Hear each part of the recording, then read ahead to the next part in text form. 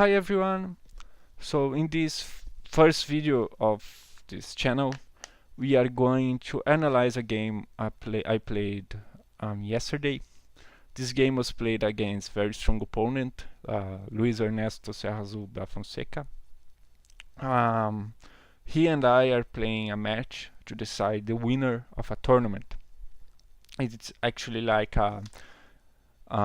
at some point there was at the beginning of the tournament there were something like 10 players divided into two groups of 5 people each, and as after the games were played, I won. I was the first one in my group, and he was the first one on his group. So now we are facing each other in a match tournament. So the idea that initially the match was to be played. Initially, it was to be played 2 games. 2 games were supposed to be played, and after these 2 games, the winner would be the champion of the tournament. But after 2 games were played, but after these 2 games were played, the score was equal. I had won 1 game, he had won 1 game. So we decided not to make an Armageddon decision or a blitz games to decide who would be the winner, but we decided to play another 2 games. And so yesterday we played the third game where I had white pieces again. And this is by far the most instructive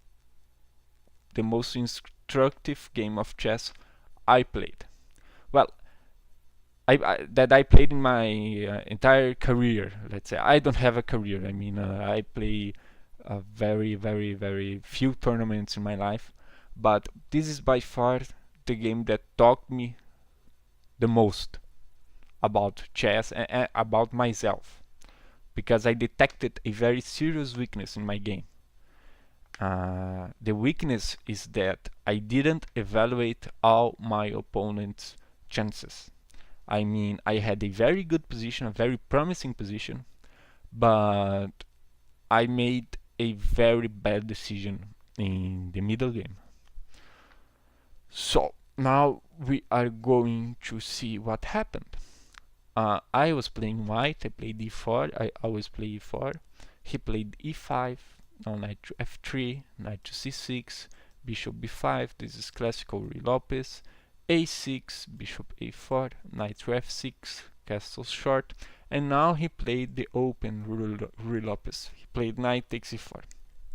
I am not a fan of this variation as black, but he's having actually good results playing it against me. I mean, in the first game of the match, he also played this variation.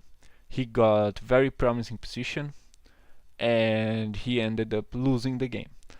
But today I would like it to be a different story. Not I came prepared this game to this game, and the opening I played very well. So knight takes e4 here, and then d4.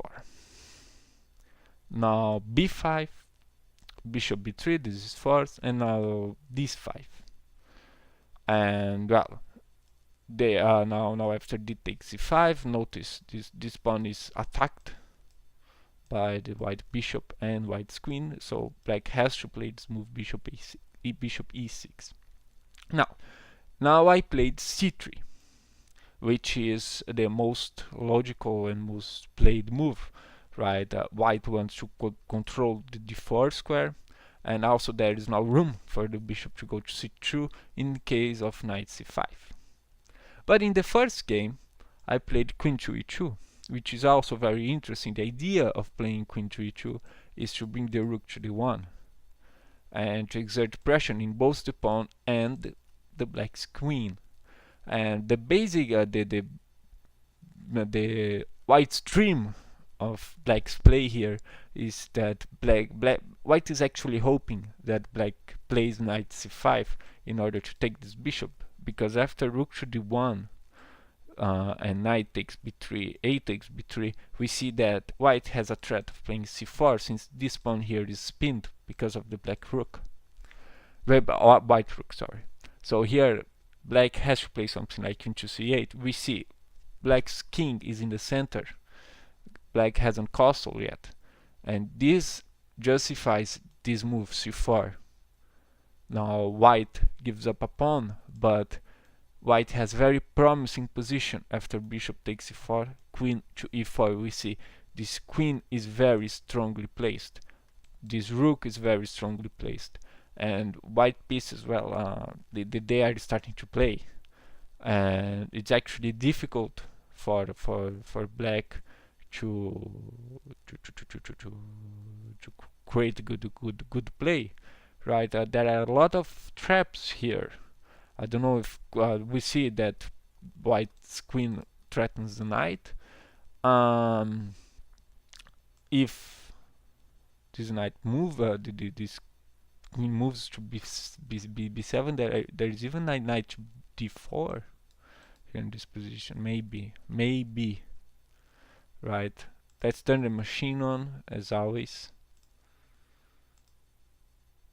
See what happens. Like, now there's a knight to a3. Oh, knight to a3 is very interesting move. Threatening the bishop. Bishop to e6. Then well, bishop e3. But we see white has a very good game here. Probably white's gonna play rook to c1 and start to make pressure on both the knight and the pawn on c7.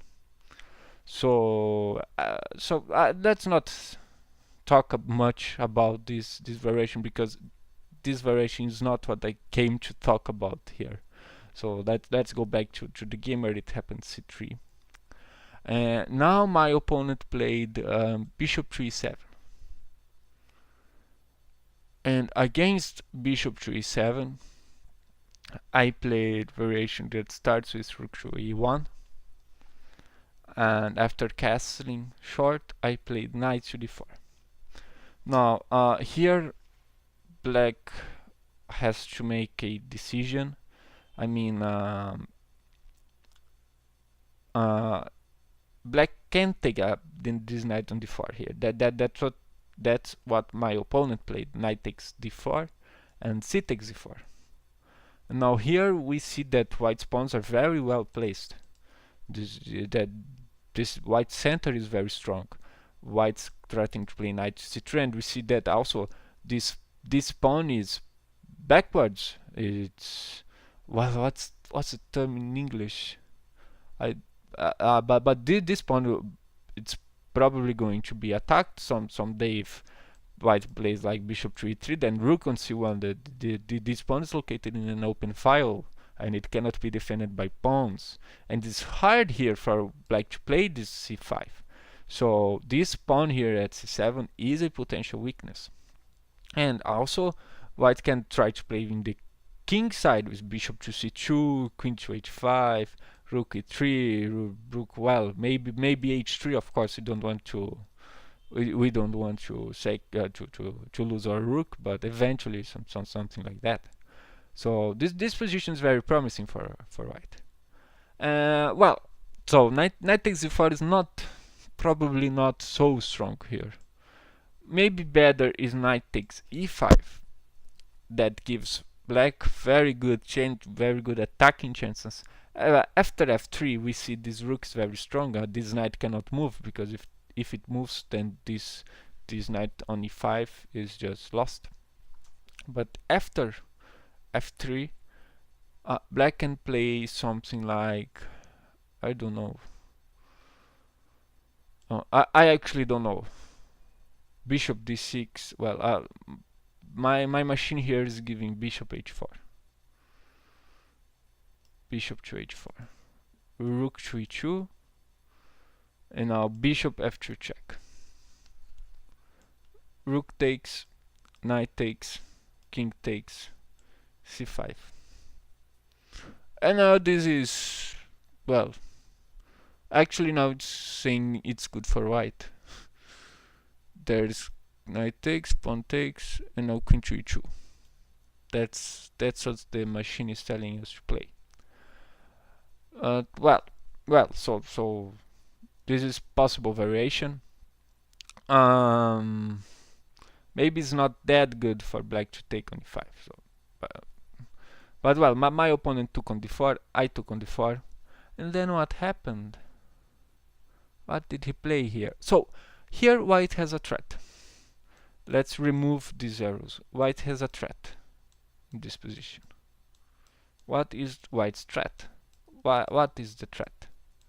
We see that after white's last move, c takes d4, the knight cannot go to c5 because of the pawn. The only square for the knight is g5. But at g5, this knight is very badly placed because from g5 he cannot go anywhere but to e4. So white here threat is to play f3, knight g5 and h4. And then black would lose the knight. So this is very promising variation for white. And that's why my opponent played bishop f5, so that he can move his knight from e4 to g5 to e6. Or bishop f5, good move. And well, I played f3, now knight g5. So, and now I thought here for a long time if I should play something like h4, then knight to e6 and g4. With the idea, oh, he can take on b1 even. I didn't even consider that black here could take on b1. So see that this is very serious analysis problem. I didn't even consider this variation. I'm just seeing it now. Oh shit. No, this is bad. This is very bad. I mean, I didn't do it, but I really thought about for a long time this position about doing it. Another thing I was thinking about was g4, which seems not to be not so bad, and after bishop to g6 and f4. And I saw that well if black moves the knight then f5 and white's winning. So I saw this is winning variation for white, but again black can take on b1 here. And after rook takes b1 then knight e4. And well, white's doing fine. White has a very good attacking chances on the king side. But well, why didn't I play like that? After knight g5 g4. What had I seen? I had seen that here black could play bishop c8. Bishop to c8. And well, if I play h4 now, then knight to e6. And I didn't get much. I didn't like the sound of that, but I should have played like. Why didn't I play like that? I mean g4, because bishop c8 is not like the bishop is playing a lot at c8. I could have played like that, I mean, but well, I didn't. So after f3 and knight g5, I didn't go into these variations. What I had actually thought about was h4, knight to e6, g4, and bishop takes h4. This was the variation that was concerning me, because after pawn takes bishop, bishop takes the rook. And now I have to take the knight, because if I take the bishop here, then knight takes e4. And this knight starts causing a lot of damage in my position. Now it's threatening to take another pawn. So after g4, bishop takes h4, g takes f, bishop takes c1. I had to play pawn takes the rook, and then bishop to h4. Oh, he can actually play queen to h4. Ouch. Ouch. So well, I am definitely in trouble. Black here at least has a draw. So I didn't like this variation, and that's why I didn't play like this with g4. So here in this position I played knight to c3, threatening the pawn on d5. And here he made a mistake. He played bishop b4.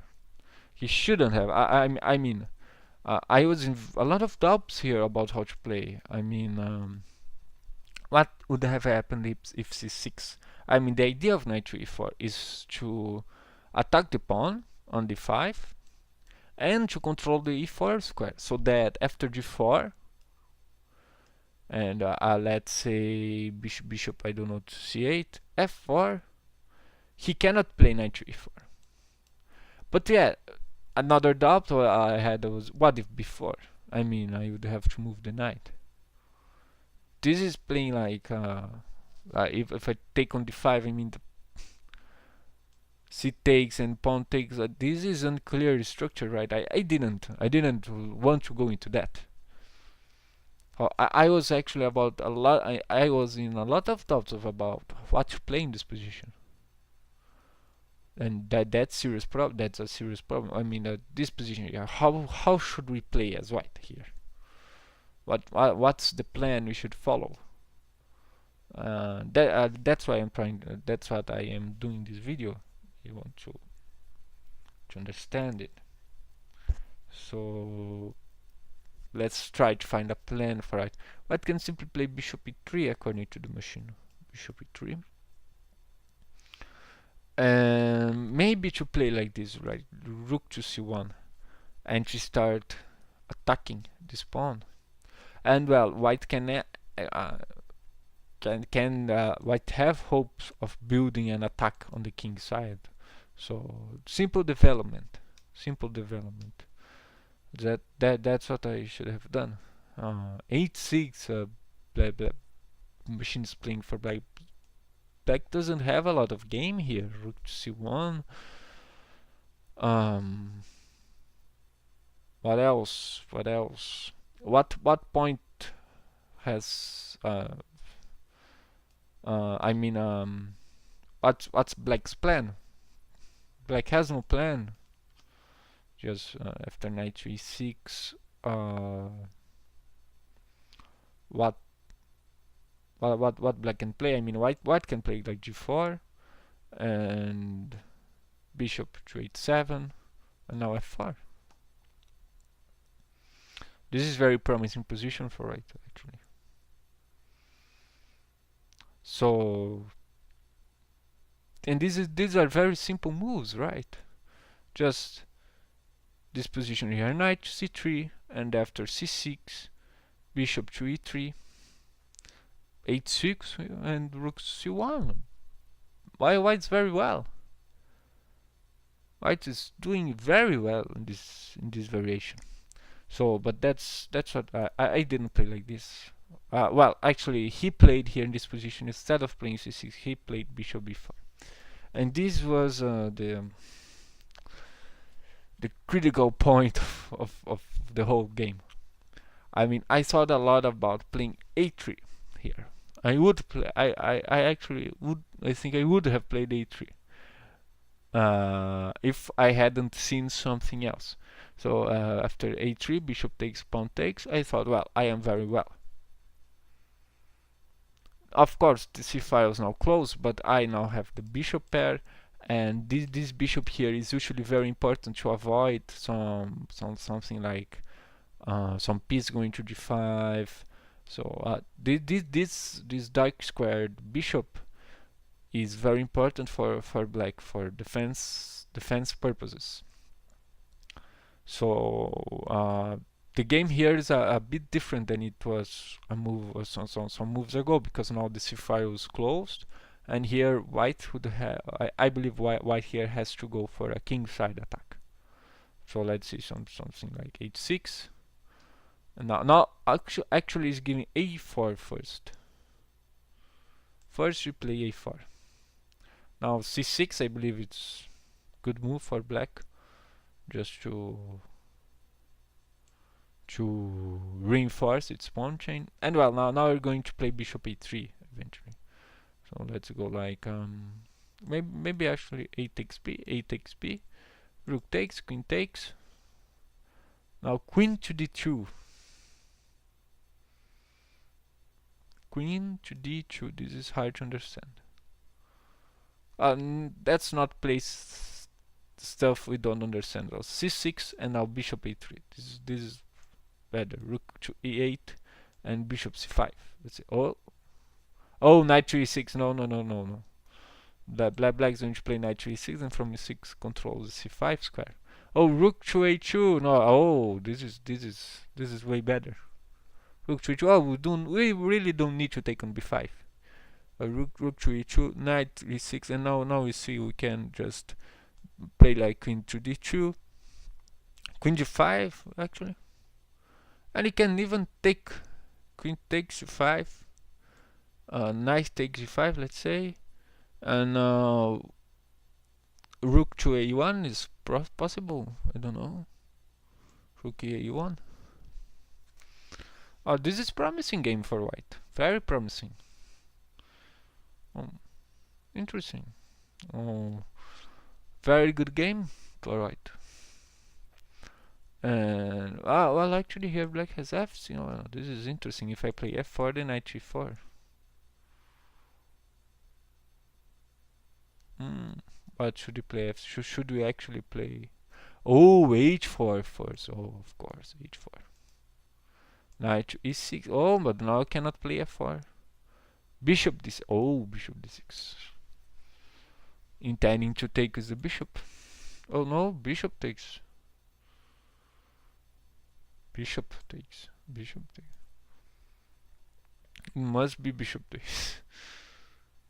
This must be good. Let's see pawn takes. And well, bishop to d3. I don't know.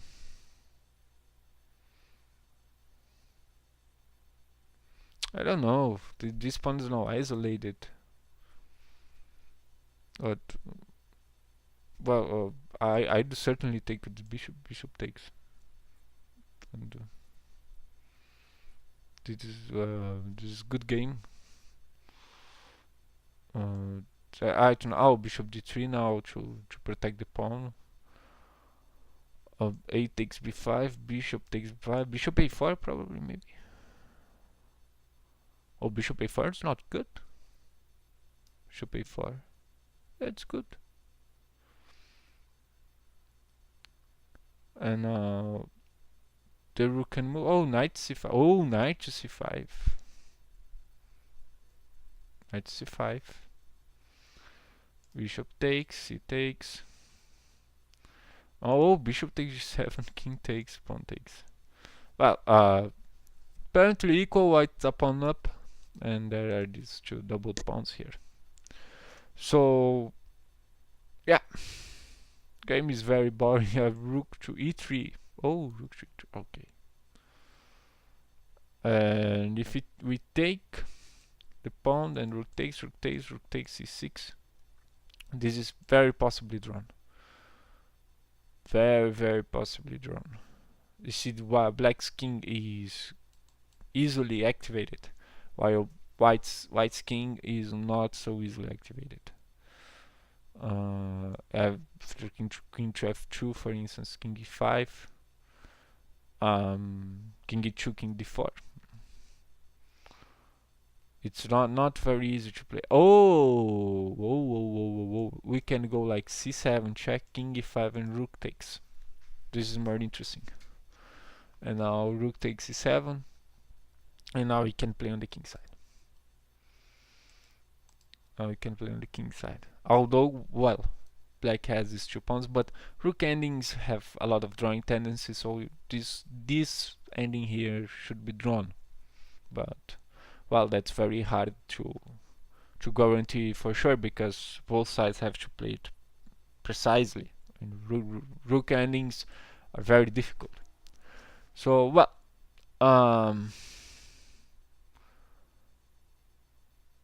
This position here, after bishop b4, I could have simply played a3, and I would have, if I hadn't seen that this pawn here is hanging. I mean, I possibly cannot take it directly, like in this position. I didn't take it right now because I thought it would be bad move, since bishop takes knight, pawn takes knight, and queen takes bishop. But this knight here is also hanging, right?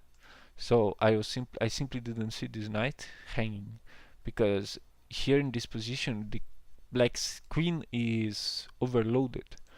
The queen protects the pawn, the queen protects the knight. The pawn is attacked by the knight and the bishop, and the knight is attacked by the bishop. So in this position I played what I thought was the simplest way to have a winning advantage. I played bishop takes g5. Bishop takes g5. And now it followed queen takes g5, and now bishop takes e5. Now I took the pawn to threatening the rook, and after rook a to d8, I was sure I simply played bishop e4. But bishop e4 is a bad move. The only move in this position is queen to b3, protecting the bishop. I should have played like that, but I didn't. I mean, no, the bishop is attacked. It's very possible he would play bishop takes e3 here, then b takes e3, and I would have a very good position. Simply pawn up. Well, the machine also. Whoa, queen b3 here. The machine says that c5 is good. It's not that good. I mean, white can take, then bishop check possible, king h1, and white's a pawn up. Bishop g6, knight to e4 here. Whoa. The queen is threatening to take. I cannot play knight e4. Oh, here rook on d1, and white has a pawn up. Simple. White must be winning. So after queen takes g5, bishop takes d5, and rook on d8, I should have played queen on b3. But in this position, I played bishop e4 right away. I didn't spend 1 minute thinking about this move. Bishop e4, this is a very good position. I mean, black cannot play like this, rook takes e4, because after queen takes e4, black cannot play bishop c5, because, well, the black doesn't control this square with one more piece. So in this position I thought I'm doing great, but I just overlooked this move, bishop to c5, and this is a double pin. The pawn is pinned both vertically and diagonally. Sorry about my pronunciation, but well, the pawn cannot take the bishop, right? Because the rook is threatening the queen. If pawn takes bishop, then rook takes the queen. I should mention, this is not an easy win for black.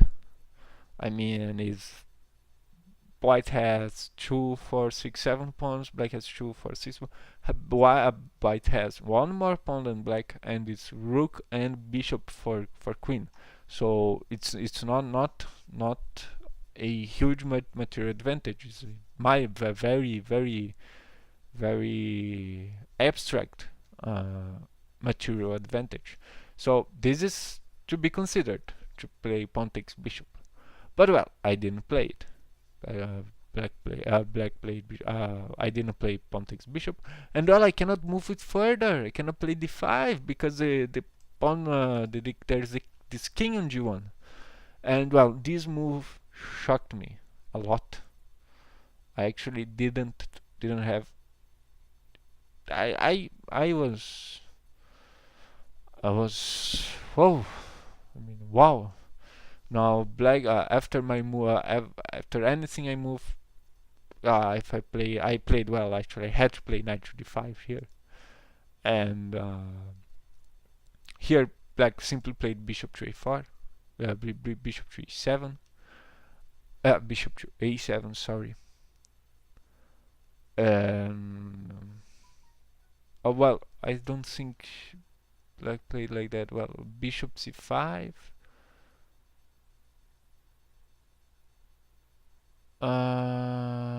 Wait. Oh well, bishop c5, knight to d5, and now bishop takes. That's what happened actually. Sorry. Bishop takes, yes, that's what happened. Well, I cannot take the bishop now because I'd be losing a piece. So here I have to take with the pawn, right? Because if I take with the rook, then again I'm losing a piece on d5. So this position here, after knight to d5, knight to d5, he played bishop takes, and I have to take it with the pawn. And now another threat arises. Black threats to play queen takes pawn, because again this pawn is pinned, right?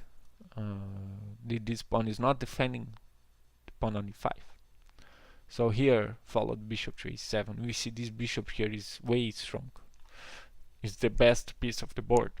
Yeah, black's bishop on e7. And here I played correctly. I played king h1. And well, the problem now is c6. And here well is the critical position of the game.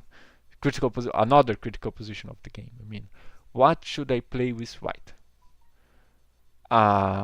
Because knight's threatened, and if I move the knight, I lose the pawn. And well, I didn't see what I had to play. I played weak move here. I played knight to e3, and I lost the game very shortly. There isn't much here I couldn't do. Bishop he took on d4. I played queen to e2, then he took on e5. This is hopeless. Rook to c1, queen to h4, knight to f1, rook on d6, g3, queen h6. No, knight to e3, trying to, I don't know, create some play on f5. And then what did he play here? He played queen back to h3. That's what he played. And now I went knight to f5, rook to e6, and well, we see the thing here is that I cannot take on c6 right now. It would have been nice to take on c6 and then play knight to e7, checking h8, and knight takes rook, but now bishop takes a pawn, and this is bad, simply bad. My hopes would have been to play here something like, if that rook on was on f1, then I could play rook to f3 and pin the bishop, but this isn't the case. So I cannot take on c6 here in this position. Okay, I cannot take on c6, and black is here simply threatening to play g6. Threat is g6 followed by bishop takes a pawn, and I must avoid this threat. The only way I found was queen to g2, but this is actually, this doesn't work. Queen takes, king takes, and now my hopes were that black would take on b7, on b2, and then yes, I would play rook takes c6, and then after rook takes, knight check, king h8, knight takes rook. Well, I am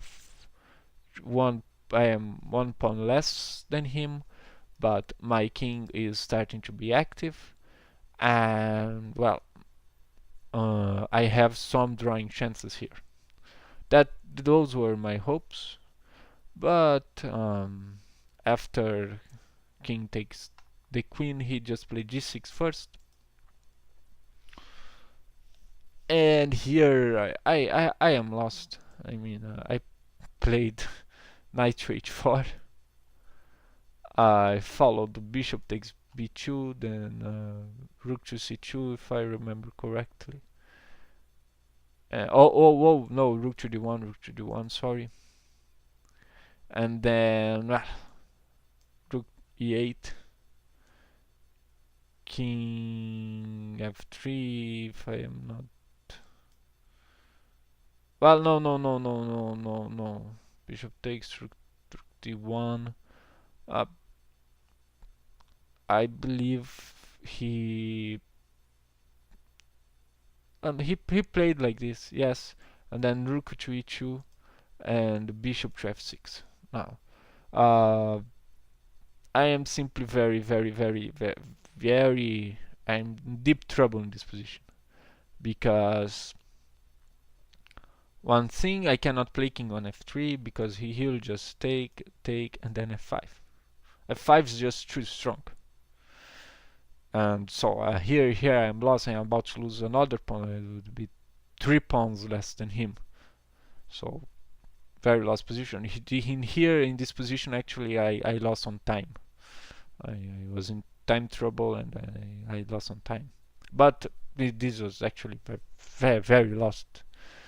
So well, I just failed in this move here. After king h on c6. Here in this position I was very desperate. I had I just stopped thinking in this position. I couldn't overcome the strength of this move, bishop c5 here. I mean, bishop c5. This move here was shocked me. It's still shocking me. Um, I didn't see it coming, and when it came, it was a huge, devastating blow to my game. Knight to d5 forced, bishop takes, pawn takes, and now d5 pawn is hanging. I mean, for God's sake, another thing is hanging. Bishop to e7, and now what do? He's threatening here to take the pawn. He's threatening here to play c6. After which, this d4 pawn is lost. So here I just played the king on h1, and then after c6, well, now I'm lost. But here in this position, I have a resource. I can play here simple move, queen to c1. It is not difficult to find. This is not at all difficult to find. But I just couldn't. In the game, I couldn't find this move, queen to c1. So here the idea of queen to c1 was simple. It's black's queen is unprotected, so white is just threatening to take the queen, right? And white is also threatening to take the pawn. It's a double threat. And well, we see that this queen here has a function of guarding the e7 square. So here, if black plays, black has to defend the pawn on c6, and black has to protect its queen. So black cannot do both things with and leaving the e7 square protected. So here, black has to take on c1, and then we find the place for our knight. Finally, now knight to e7 check, king to h8, and now we take the queen. And after something like bishop takes e4, we can play knight to c6. It's double attack. And after bishop takes b2 is possibly the best move here. Then knight takes the rook, bishop takes the rook. Whoa, bishop takes the rook, and now knight to f7 check. Now rook takes possibly, and now rook takes c1. And well, this is an endgame. Queen g8.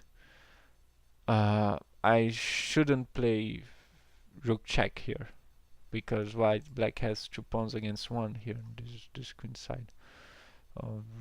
Rook check, rook f8, rook takes. This is winning for black, possibly.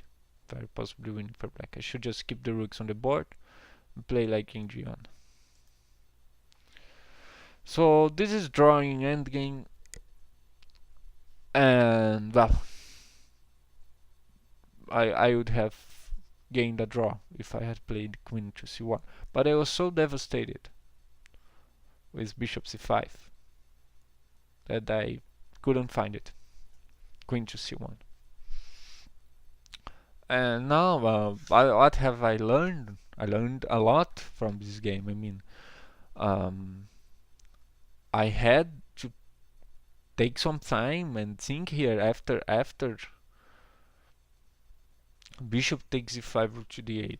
I didn't think for one moment that my opponent had this bishop c5, had this resource of playing bishop to c5.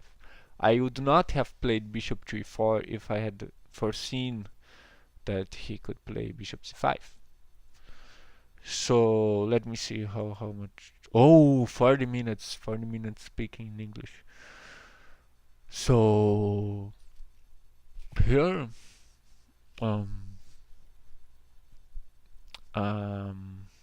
this is something very serious in my game. I mean, I really should have played queen on b3 here, or even didn't play this at all. This way of playing, it's possibly not correct here. I had so much good, so many good things to do. Could even play bishop e3. Well, told I was playing about I was going to play a3, but then bishop takes, pawn takes. This is good game. This is good game. Black here doesn't have an active plan. So why didn't I play like this? I mean, well, I'm just going to complain. I'll just stop talking about this game and stop complaining. But well, this game taught me a lot. So that's it. I hope you enjoyed watching it. I hope this video was instructive to you in the sense that you should remember, everyone should remember to consider very well our opponent's chances, even if you think that he doesn't have any. I just played here bishop takes here I just played bishop takes g5, thinking that I would be in a very good position after this move, and that after this move bishop to e4 I would just be a pawn up. I just didn't think for 1 minute in this position. Replayed rook on a8, and then played bishop to e4. Then I just, well, relaxed because I had a very good position. Didn't consider to play queen on b3. If I had played queen to b3 here, I would still have a very good position. But I just failed to consider my opponent's possibilities. So that's it. Thank you for watching, and see you someday.